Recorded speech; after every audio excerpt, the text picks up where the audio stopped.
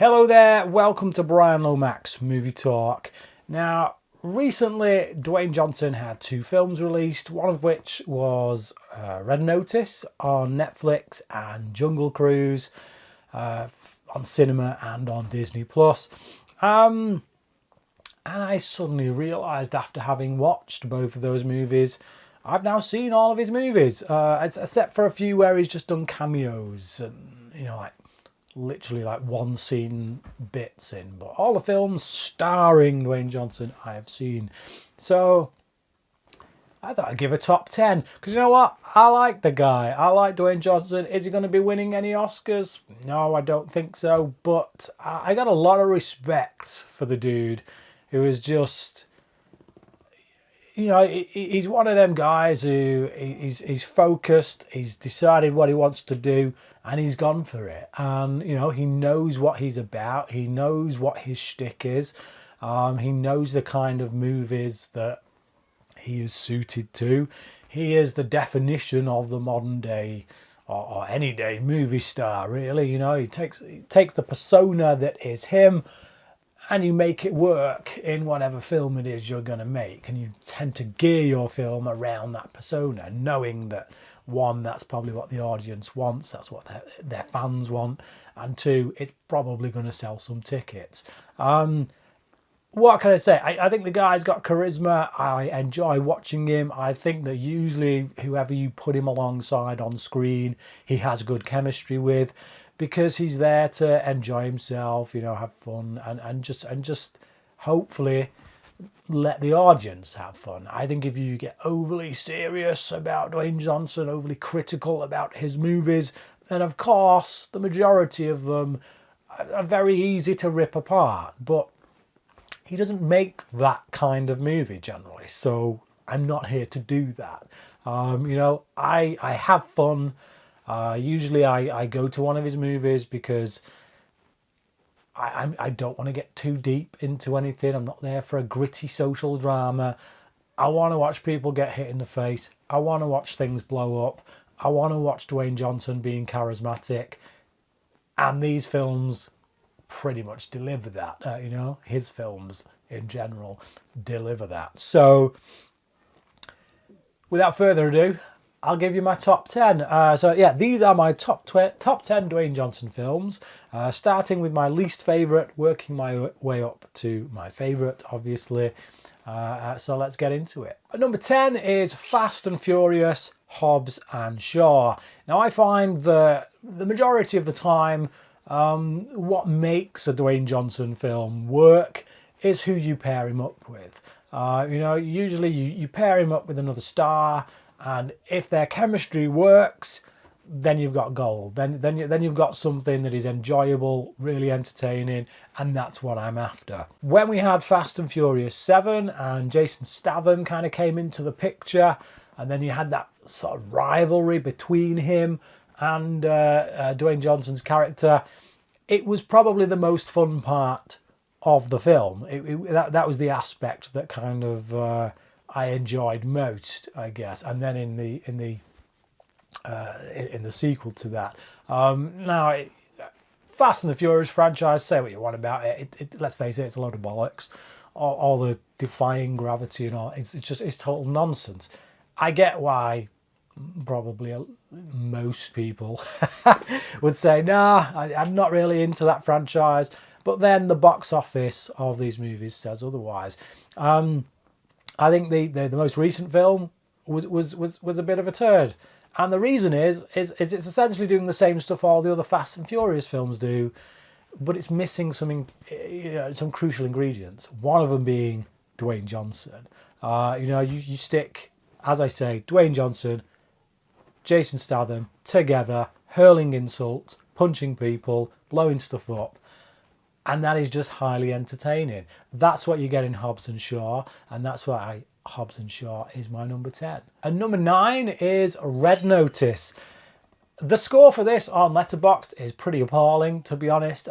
People have crucified this film as if it's like Hollywood taking a dump in their cereal, and I don't get it. It's got Ryan Reynolds in, it's got Dwayne Johnson in. What do you expect?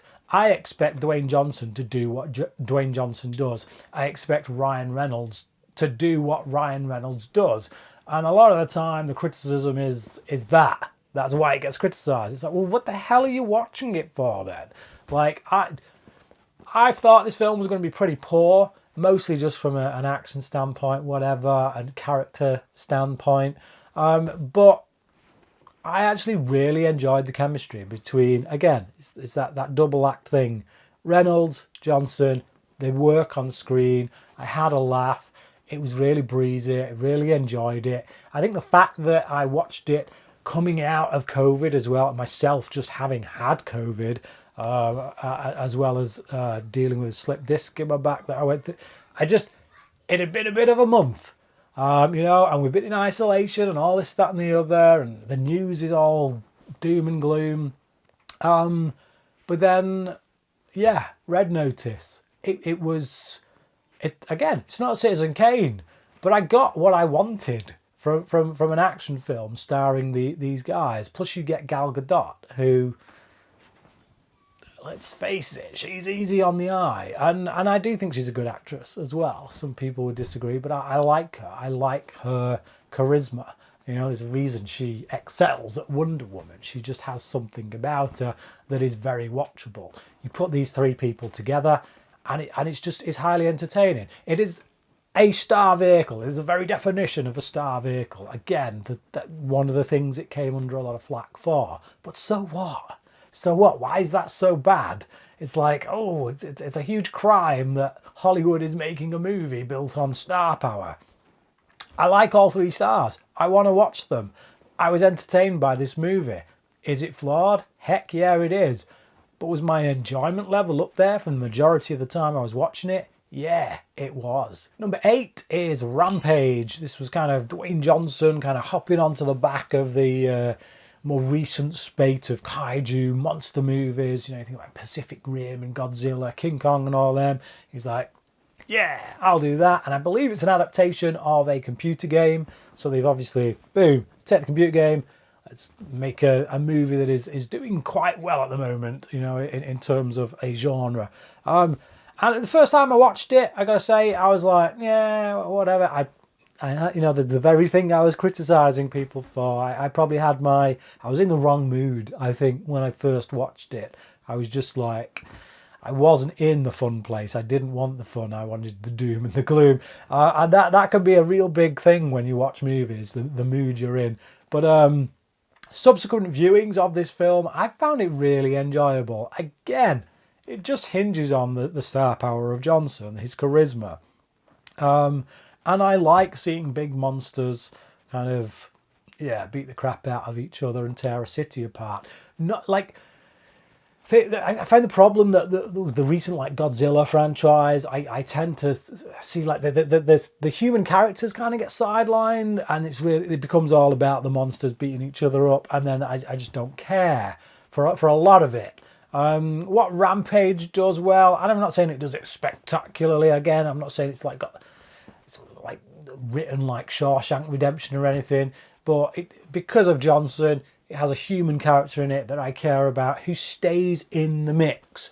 You know, he doesn't get sidelined when all the monsters start hitting each other. He's in there with it. He's part of the action. He's still the character we're following as all this stuff's going on. So I think for that reason, I'm drawn more towards it. If I'm looking at my shelf and I'm thinking, ooh, Godzilla, King of the Monsters, or Rampage, I'm probably going to go with Rampage, just because I think it's more entertaining. It doesn't take itself as seriously, you know. So yeah, again, that's a quality about Johnson that I really like. The fact that he doesn't seem to take himself too seriously. And on that note, we get number 7, which is actually a more serious film for Dwayne Johnson. One of his more earlier roles. And it is Southland Tales. Now, I've only seen this film once. That was back when it came out. I have recently bought the Arrow Special Edition. I'm intending on watching it again. One of my followers, Glyn Parson, he really loves Southland Tales. And that kind of spurred me on to, I need to check it out again. But I do remember that when I watched it, back in the day. I really liked it, and I thought it was highly underrated. So it's from director of Donnie Darko, Richard Kelly, who, you know, everyone goes on about Donnie Darko, and I still think it is his best film. It's a classic, it's one of my favourite movies of all time, but I don't think he's been able to get past that. People just like, they compare it. I mean, he's not done a right lot since. He did Southland Tales, and then he did The Box, which I think is one of the most underrated movies of all time. I love The Box. But Southland Tales was the one sandwiched between the two of those. It's kind of like a transition film, I guess, going from the weirdness of Donnie Darko to something still weird, but a bit more straight-laced like The Box. But it's one where you've got to dig, I think. To find the meaning in it, to find any meaning in it, you've got to dig. But if nothing else, even if you don't discover anything in there from a meaning perspective, it's an experience. It's a surreal experience. It's one of those movies where you kind of let it wash over you, and the visuals and the performances and the weirdness that is going on is somehow kind of hypnotic and strangely alluring in a way that, to me, a David Lynch film isn't. Which, you know, it's weird. This is like a film David Lynch would make if I liked David Lynch films. Number 6 for me is Skyscraper. I had a blast with this film first time I watched it. When all the trailers came out, I was like, oh, this is going to be a turd. It will be an absolute turd. Then it came out, the reviews came out, they said, yeah, it pretty much is an absolute turd. But there just happened to be nothing else on. I think I watched like 3 films or something. It was like the straggle end of having big releases, and I honestly can't remember what else was out that week. But I watched 3 movies, and of the 3 that I watched, this was the one I had most fun with. It was the one that got me pepped up and made me glad to be sat in a cinema seat. It's stupid. It's Die Hard on steroids. I've seen it before, but I like Dwayne Johnson. I like what he does. I like the charisma. I think it's pretty well directed by Rawson Marshall Thurber, who did Red Notice. I think it's a very underrated action film, to be honest. I think a lot of the action is shot pretty well. Some of these scenes when Johnson's character is trying to get into the skyscraper actually make my palms sweat, because I don't like heights. I don't like the loss of control.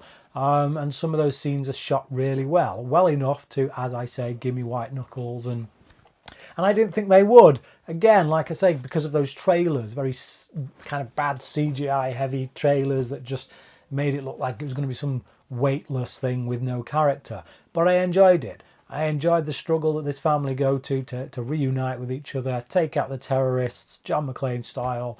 And yeah, one of the best things Neve Campbell's done since a Scream film, quite frankly. I enjoy it. I think it's underrated.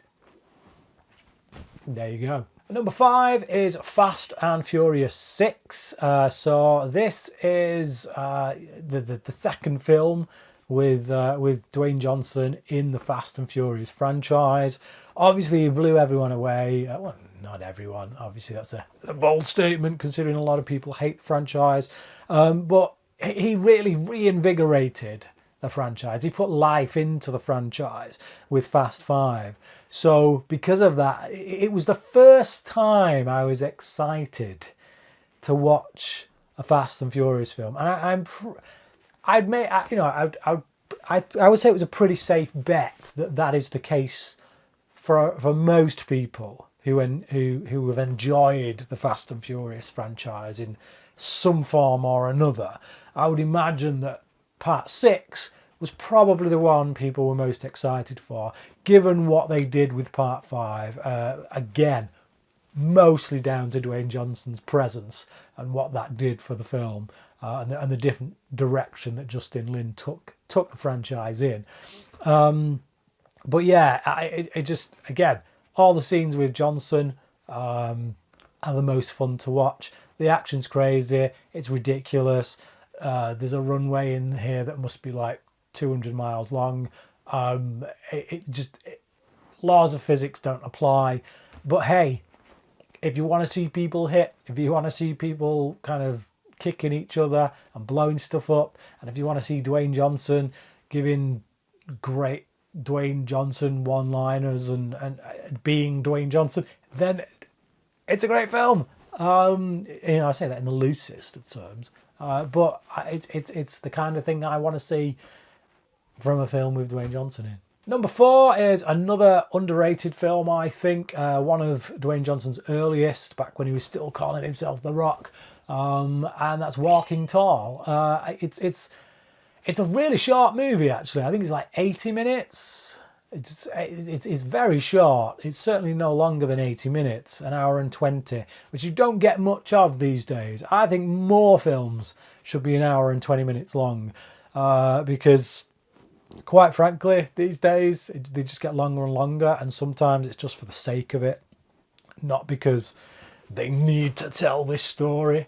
You know, Fast and the Furious, I'm looking at you, from Fast and Furious 7 onwards, the running times have just got ridiculous for the sheer hell of it, not because they have story to tell.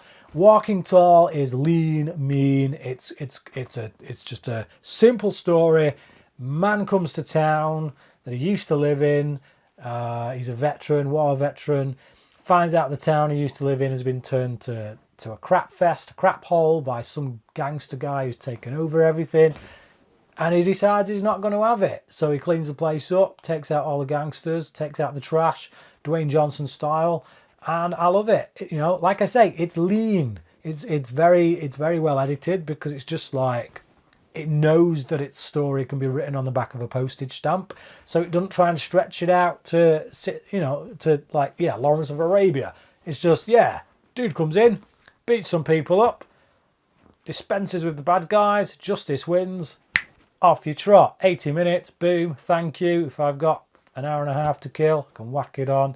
Number 3 is Fighting with My Family. Now, I know I said I wasn't doing movies that were like just where he was just cameoed and things like that, but I feel like his presence is so big in this movie, given the kind of short running time that he spends in it, that it was worth putting on here. And it's just a damn good film, and any opportunity that I get to tell people to watch it is an opportunity I'm going to take. Fighting with My Family, really great movie, based on a true story about a brother and sister who wanted to become wrestlers together.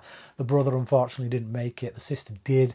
It's just it's a really great drama that's quite moving, quite touching, and Dwayne Johnson pops up as Dwayne Johnson throughout multiple scenes in the film. So it's not just like a one scene cameo and you're done.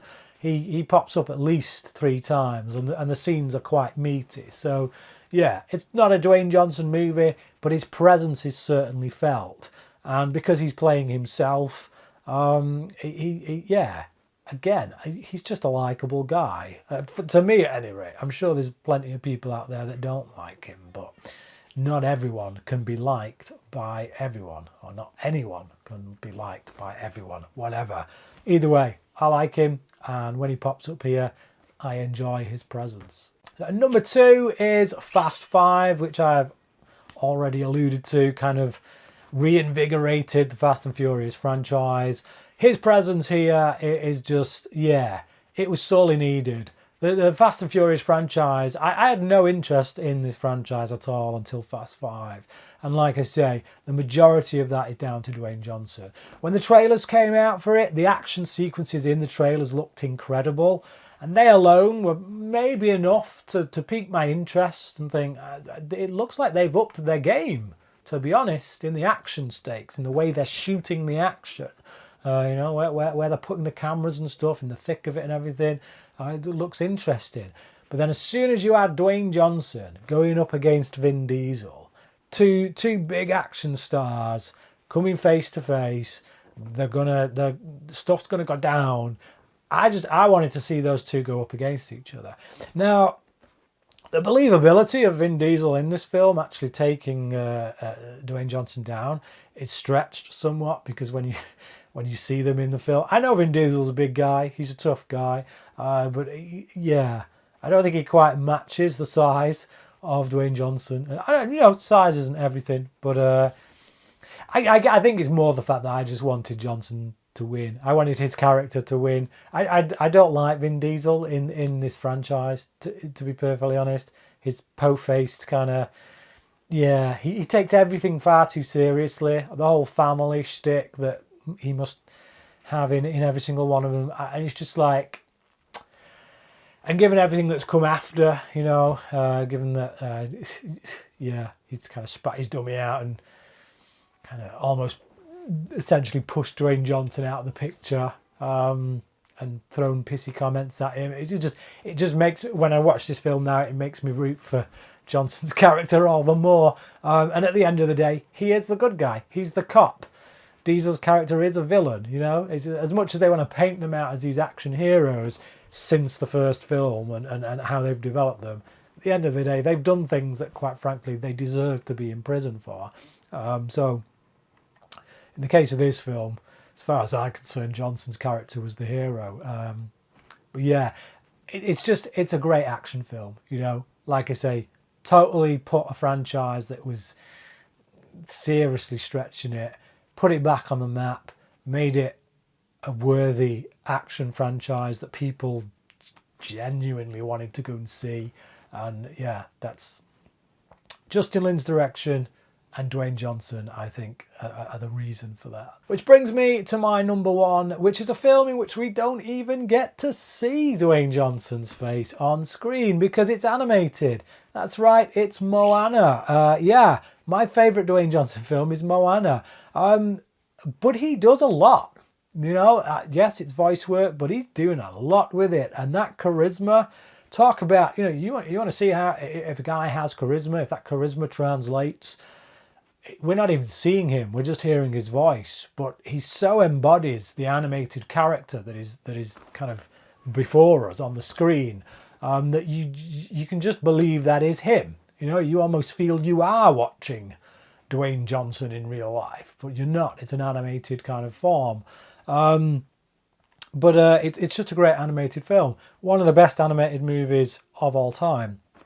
Probably my favourite Disney film. I think I did say when I did my top 10 animated movies that it is my favourite Disney film. I've certainly seen it more than any other Disney film, and the soundtrack's incredible. It's one of those soundtracks where there's not a single song on it that I skip.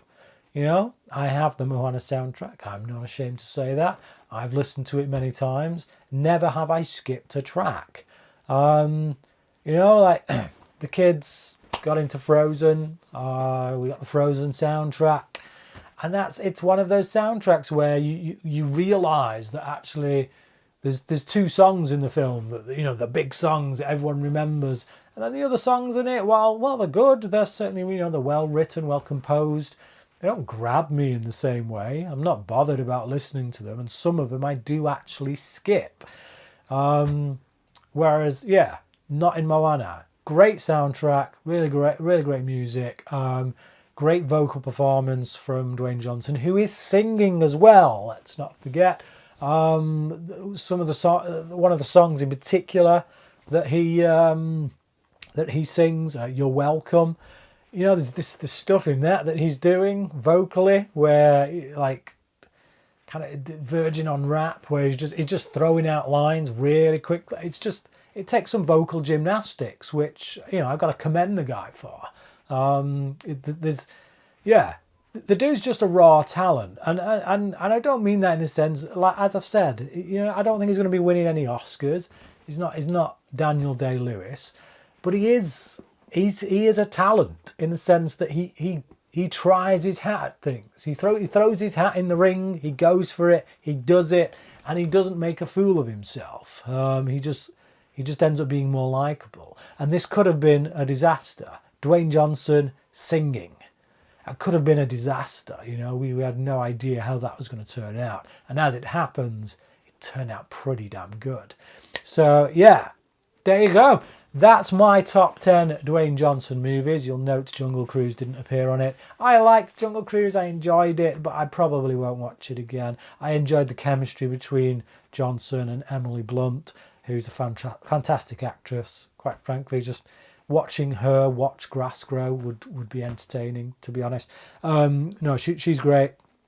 The film itself just felt like a a poor man's Pirates of the Caribbean, really. It just wasn't as good. The only reason to watch it really was for the actors. But yeah, that's my top 10. What's yours? Let me know down in the comments. Thanks for watching this video, and until next time, cracking.